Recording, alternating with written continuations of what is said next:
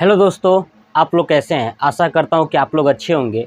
मैं पिछले वीडियो में स्टमक यानी पेट के बारे में पढ़ाया था कि पेट के कितने भाग होते हैं, किस भाग में जठर रस पाया जाता है। ठीक है, जठर रस पे जो जठर रस होता है, जठर रस का निर्माण कौन करता है, यानी जठर ग्रंथियाँ पेट के अंदर कितनी पाई जाती हैं, हमें गैस क्यों बनता है। ठीक है, ये पूरा डिटेल्स मैं ऑलरेडी स्टमक यानी पेट के बारे में बता चुका हूँ। अगर आप वो अभी तक वीडियो नहीं देखे हैं तो जाइए वो पार्ट देख लीजिए, उसके बाद आप आइएगा। चलिए मैं थोड़ा सा रिकॉल कराता हूँ कि जब भोजन हम फूड पाइप यानी माउथ से फूड पाइप में गया, फूड पाइप के बाद स्टमक यानी पेट में गया, पेट से भोजन जो है कि जाएगा, अब जाएगा स्मॉल इंटेस्टाइन यानी छोटी आंत में। ठीक है, देखिए ये स्टमक है। स्टमक में जब भोजन प्रवेश किया था उस समय बन गया था वो बोलस। क्या बन गया था? बोलस। और ये बोलस जब स्टमक में प्रवेश किया तो स्टमक में प्रवेश करने के बाद जब छोटी आंत में आया तो छोटी आंत में जब प्रवेश करेगा तो बन जाएगा काइम।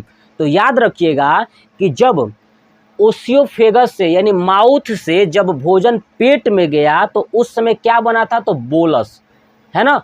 और वो बोलस जब स्टमक से छोटी आंत में प्रवेश करेगा तो बन जाएगा काइम। क्या बन जाएगा? काइम। यानी अब जो भोजन काइम के रूप में हो चुका है वो काइम कहाँ आएगा? अब छोटी आंत में। कहाँ आएगा? छोटी आंत में। थोड़ा सा एक बार फिर से आपको बता दूं कि भोजन के अंदर जो जो पदार्थ हम लोग खा रहे थे उसमें से कार्बोहाइड्रेट मुंह के अंदर पच गया था। ठीक है, प्रोटीन पेट के अंदर पच गया था। अब जो वसा है वो छोटी आंत में पचेगा। कहाँ पे पचेगा? छोटी आंत में। चलिए देखिए, जब आमाशय से भोजन छोटी आंत में प्रवेश करता है तो उस समय क्या होता है? काइम। क्या होता है? काइम।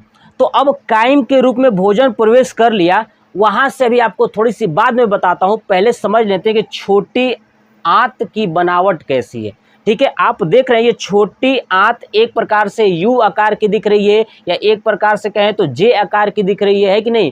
तो यू कह सकते हैं या जे कह सकते हैं। देखिए जो छोटी आंत है, ये छोटी आंत इसका नाम है, लेकिन ये सबसे ज्यादा लंबा होता है। ठीक है, ध्यान से सुनिए, हमारी पूरी आहार नाल जितनी भी थी उसमें से सबसे ज्यादा लंबा ये छोटी आंत होता है। ठीक है, और सबसे ज्यादा चौड़ा स्टमक होता है। मैं आपको पहले भी बता चुका था, ठीक है, कि सबसे ज्यादा चौड़ा स्टमक होता है और सबसे लंबा छोटी आंत होती है। इसकी लंबाई जो है कि लगभग 6 से 8 मीटर होता है। कितनी होती है? 6 से 8 मीटर होता है। किसकी लंबाई? छोटी आंत की। ठीक है, देखिए छोटी आंत की लंबाई जो है कि शाकाहारी में, जो शाकाहारी होते हैं उसमें लंबा होता है, लेकिन जो मांसाहारी होते हैं ना उसमें ये थोड़ा छोटा होता है। छोटी आंत क्या होती है? छोटी होती है, और बड़ी आंत बड़ी होती है। ठीक है, जो मांसाहारी जानवर होते हैं। क्लियर? हम लोग जो है कि शाकाहारी होते हैं, इसलिए छोटी आंत क्या होता है? बड़ा होता है। अब आपसे कभी पूछ दे कि बताइए गाय भैंस जो होती है, गाय जानवर वगैरह होता है, उसके अंदर छोटी आंत छोटा होगा या बड़ा होगा? तो आप हमेशा कहिएगा कि बड़ा होगा। क्लियर? चलिए, तो ये मानव के शरीर में छोटी आंत कितने लंबाई की है? 6 से 8 मीटर। ये अधिकतम 10 मीटर की होती हैं। जो शाकाहारी, पूर्ण रूप से शाकाहारी जानवर होते हैं उसके अंदर 10 मीटर लंबी भी हो जाती हैं। अब ये छोटी आंत है, ध्यान सुनिए, इस छोटी आंत में भोजन का पूर्ण रूप से पाचन हो जाता है। इसी छोटी आंत में भोजन का पूर्ण रूप से पाचन भी हो जाता है और पूर्ण रूप से अवशोषण भी हो जाता है। मतलब जो भोजन पच चुका होता है उसमें से अवशोषण कर लिया जाता है, जो हमें एनर्जी देता है, यानी ग्लूकोज, ग्लाइकोजन, उसको क्या कर लिया जाता है? अवशोषित कर लेता है ये छोटी आंत। ठीक है, अब देखिए ये छोटी आंत जो है कि सबसे लंबा, मैंने बता दिया, भोजन का पाचन और अवशोषण पूर्ण रूप से कहाँ हो जाता है? छोटी आंत में। कहाँ हो जाता है? छोटी आंत में। अब देखिए, अब ये छोटी आंत के कुल 3 भाग हैं। कितने भाग हैं? 3। स्टमक के 3 भाग थे, है ना, कार्डियक, फंडिक, पाइलोरिक, में आपको बताया था। ठीक है, ऐसे ये छोटी आंत के भी 3 भाग हैं। पहला है duodenum, jejunum, ileum, duodenum, jejunum, ileum. छोटी आंत के 3 भाग कौन कौन सा? Duodenum, jejunum, ileum. अब देखिए जो ड्यूडेनम होता है ना, ड्यूडेनम उसका आकार यू के आकार का होता है। क्या होता है? यू के आकार का होता है।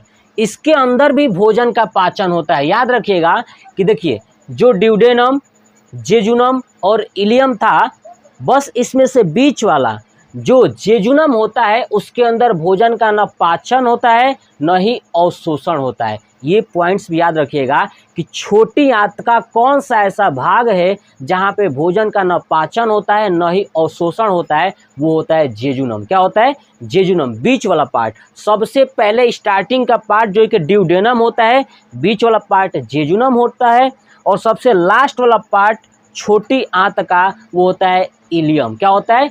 इलियम। तो जो ड्यूडेनम होता है उसका आकार यू के आकार का होता है और उसके अंदर भोजन का पाचन होता है।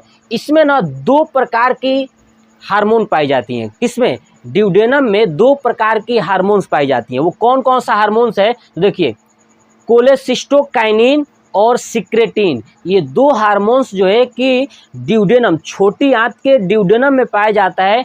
कोलेसिस्टोकाइनिन और सिक्रेटिन, ये 2 हार्मोन्स का काम यही होता है कि हमारे शरीर के अंदर, देखिए जो ये पेट है, पेट से आने वाला भोजन अम्लीय होता है। पेट के अंदर मैंने बताया था पेट का पीएच मान जो है कि 1.5 से 1.8 होता है, तो पूरा ये भोजन को अम्ल बना देता है। अब अम्ल वाला भोजन हमारे शरीर को नहीं चाहिए, ठीक है। तो जब अम्ल वाला भोजन, अम्लीय भोजन जब नीचे प्रवेश करता है छोटी आंत में, तो इधर से आता है पित्तरस। क्या आता है? पित्तरस। ये पित्तरस जाता है भोजन के साथ मिक्स होके उसको बना देता है क्षारीय। क्या बना देता है?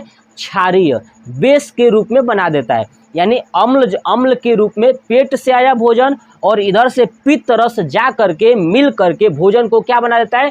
क्षारीय। और वही क्षारीय हमारे छोटे आंत में अंदर की तरफ जाता है। अब सुनिए, ये हो गया क्या चीज? ड्यूडेनम। तो ड्यूडेनम के अंदर देखिए यहाँ से पित्त रस भी गया हुआ है और अग्नाशय, यानी पित्त रस का रास्ता भी ड्यूडेनम में खुला हुआ है और अग्नाशय का रास्ता भी ड्यूडेनम में खुला हुआ है। देखिए अग्नाशय और यकृत ये दोनों ग्रंथियां हैं, ठीक है। मैं आपको ग्रंथि जब अभी पढ़ाऊंगा इसके जस्ट बाद पाचक ग्रंथियां, तो उसमें आपको बताऊंगा कि अग्नाशय क्या है, ठीक है, अग्नाशय के कितने टाइप्स हैं, कितने भाग हैं, यकृत क्या है, इन सब के बारे में चर्चा करेंगे। लेकिन अभी बस यहाँ पे आपको ये समझना है हमारा जो है कि ये यकृत बनाता है पित्त रस। क्या बनाता है? पित्त रस, जिसको बोलते हैं बायल जूस। ये बायल जूस बनाता है और जूस बनाने के बाद ये गॉल ब्लेडर यानी पित्ताशय को दे देता है स्टोर करने के लिए। कौन स्टोर करता है? पित्ताशय यानी गॉल ब्लेडर। गॉल ब्लेडर के अंदर बायल जूस यानी पित्त रस होता है और ये पित्त रस क्या करता है? भोजन को क्षारीय बनाता है। क्या बनाता है? क्षारीय। क्योंकि जो स्टमक होता है उसमें अम्लीय होता है भोजन, तो जब आएगा तो पित्त रस जा करके उसको क्षारीय बनाता है। और दूसरे साइड होता है अग्नाशय, इसका भी रास्ता कहाँ खुला होता है? ड्यूडेनम वाले पार्ट में ही। और पित्त रस का भी रास्ता कहाँ खुला है? ड्यूडेनम वाले पार्ट में। तो देखिए ड्यूडेनम के अंदर 2 हार्मोन्स जो होती हैं, कोलेसिस्टोकाइनिन और सिक्रेटिन। कोलेसिस्टोकाइनिन होता है जब पित्त रस से जो रस होता है ना, पित्ताशय से जो रस निकलता है पित्त रस, उसको कंट्रोल करता है। कौन? कोलेसिस्टोकाइनिन। पित्ताशय से जो पित्त रस जाता है भोजन में मिलने के लिए उसको कंट्रोल करके रखता है ताकि आवश्यकता से अधिक न मिल जाए और कम न मिल जाए। उसको कौन हार्मोन्स नियंत्रित करके रखता है? कोलेसिस्टोकाइनिन। और जो सिक्रेटिन हार्मोन्स होता है, अग्नाशय से जो निकलने वाली रस होती है, उस रस को कंट्रोल करके रखता है कि कितना रस जाए इस स्टमक, छोटी आंत के अंदर। तो वो रस को क्या करता है? अग्नाशय रस को कंट्रोल करता है। कौन सा हार्मोन्स? सिक्रेटिन। और पित्त रस को कौन कंट्रोल करता है? कोलेसिस्टोकाइनिन। ठीक है। अब देखिए जब ड्यूडेनम वाला जो पार्ट है, ये इसमें क्या होता है कि इसमें पित्त रस और अग्नाशय का रास्ता खुला होता है। मैंने बता दिया कि पित्त रस और अग्नाशय का भी रास्ता होता है। इसी में आता है इसका दूसरा पार्ट। दूसरा पार्ट होता है जेजुनम। क्या होता है? जेजुनम। तो मैंने बताया था कि जेजुनम के बारे में ये याद रखिएगा कि यह छोटी आंत का ऐसा भाग है जिसमें भोजन का न पाचन होता है न ही अवशोषण होता है। ये सिर्फ क्या करता है कि ड्यूडेनम से लेकर के भोजन को लास्ट वाला यानी अंतिम भाग इलियम तक पहुंचा देता है। तो इसका काम सिर्फ यही होता है, भोजन को पहुंचा देना ड्यूडेनम से लेकर के इलियम तक। इसमें न भोजन का पाचन होता है न ही अवशोषण होता है, मैंने देखिए लिखा भी है। चलिए, उसके बाद भोजन कहाँ पहुंचा?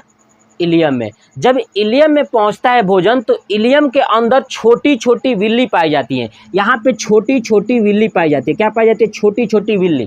क्या पाई जाती है? छोटी छोटी विल्ली। और इस विल्ली का काम क्या होता है कि भोजन, पचे हुए जो भोजन है ना, देखिए भोजन का पाचन कहाँ? ड्यूडेनम में ही मोस्टली हो जाता है। और जब पचा हुआ जो भोजन है ना उसका अवशोषण जो है कि ये इलियम वाला पार्ट में होता है, यानी इलियम में होती है विल्ली, ठीक है ना, विल्ली जिसको बोलते हैं, या विलाई करिए कोई दिक्कत नहीं है। तो विल्ली जो भोजन को अवशोषण करती है, और वो भोजन अवशोषण जब करती है तो वो ग्लाइकोजन के रूप में होता है। किसके रूप में होता है? ग्लाइकोजन के रूप में। और ये ग्लाइकोजन क्या करता है? यही ग्लाइकोजन हमारे शरीर के अंदर स्टोर होता है, यानी ऊर्जा के रूप में स्टोर होता है। दूसरा चीज़, ये जो विल्ली है, ये विल्ली क्या करता है कि छोटी आंत का एरिया बढ़ा देता है। जैसे एरिया बढ़ेगा, ठीक है, तो भोजन का अवशोषण ज़्यादा होगा, है कि नहीं? जब एरिया ज़्यादा होगा तो अवशोषण भी क्या होगा? ज़्यादा होगा। तो विल्ली क्या करता है? छोटी आंत की एरिया को बढ़ा देता है। विल्ली छोटी आंत के किस भाग में पाया जाता है? तो इलियम में पाया जाता है। और इलियम में पाए जाने के साथ साथ भोजन का अवशोषण कर लेता है। और भोजन का अवशोषण किस रूप में करता है? तो ग्लाइकोजन के रूप में करता है। किस रूप में करता है? ग्लाइकोजन के रूप में। अब ये ग्लाइकोजन क्या होता है कि हमारे शरीर के अंदर स्टोर होता है। और स्टोर कहाँ होता है? तो इस लीवर के पास। किसके पास? लीवर के पास। यानी हमारे शरीर में सबसे ज़्यादा भोजन स्टोर, ठीक है ना, संग्रहित लीवर में होता है। और लीवर में भोजन जो स्टोर होता है वो किसके रूप में होता है? तो याद रखिएगा, ग्लाइकोजन के रूप में। किसके रूप में? ग्लाइकोजन के रूप में। तो अब आपसे कभी कोई पूछे कि बताइए सबसे ज़्यादा भोजन का स्टोर हमारे शरीर में कहाँ होता है? तो यकृत में, लीवर में। किसके रूप में? ग्लाइकोजन के रूप में। किसके रूप में? ग्लाइकोजन के रूप में ये स्टोर हो जाता है। दूसरे नंबर पे हमारे शरीर के अंदर जो मसल्स है ना, जितनी भी मांसपेशियां है, उसके अंदर ऊर्जा होता है। आ रहा समझ ना? उसके अंदर क्या होता है? ऊर्जा यानी भोजन होता है, ठीक है ना। पहले नंबर पे यकृत के पास, दूसरे नंबर मसल्स यानी मांसपेशियों के पास, ठीक है। तो ये था हमारा छोटी आंत। तो आपसे अब अगर कोई पूछे कि पूरा एलिमेंट्री कैनाल में सबसे ज़्यादा भोजन का पाचन और अवशोषण कहाँ होता है? तो छोटी आंत में। भोजन का पूर्ण रूप से पाचन कहाँ होता है? तो छोटी आंत में। मैं आपको पूरी चीज़ें ये बता चुका, ठीक है। अब सुनिए, अब एक क्वेश्चन बहुत ज़्यादा पूछा जाता है कि हमें नींद क्यों आती है? जैसे ही हम भोजन ग्रहण करते हैं तो हमें नींद क्यों आती है? आखिर में क्या रीज़न है कि नींद आता है? चलिए मैं समझाता हूँ। देखिए, मैंने इस पे क्वेश्चन भी नोट कर दिया है कि नींद क्यों आती है। देखिए, जब हम भोजन ग्रहण करते हैं तो उस भोजन को पचाने के लिए जब पेट में भोजन पहुंचता है तो पूरे ब्रेन के अंदर से ब्लड जो है कि पेट की यानी अमाशय की कोशिकाओं के अंदर चली जाती हैं ताकि भोजन को पचा सकें। भोजन को पचाने के लिए ब्रेन से ब्लड जो है कि कहाँ चला जाता है? पेट के अंदर। और जब पेट के अंदर जाता है उसके कोशिकाओं के पास, तो ब्रेन के पास जो है कि ब्लड की कमी हो जाती है, जिसके कारण ब्रेन जो है कि नींद खोजने लगता है, यानी सोने लगते हैं। इसलिए नींद आती है। तो समझ में आ गया कि नींद क्यों आती है? क्योंकि भोजन जब हम करते हैं तो भोजन को पचाने के लिए ब्रेन के पास से ब्लड उस कोशिकाओं के पास चली जाती है जो भोजन को पचा रही हैं, तो ब्रेन के पास ब्लड की कमी हो जाती है, जिसके कारण हमें नींद लगता है। तो ये था हमारा स्मॉल इंटेस्टाइन यानी छोटी आंत। तो आपको समझ में आ चुका होगा पूरा। मैंने बहुत ही आसान से आसान तरीके से मैंने छोटी आंत पढ़ाने की कोशिश किया। अगर आपको ये वीडियो समझ में आता है या वीडियो अच्छा लगता है तो एक लाइक, शेयर और सब्सक्राइब अपने छोटे भाई के लिए ज़रूर करिएगा। जय हिंद, जय भारत, वंदे मातरम।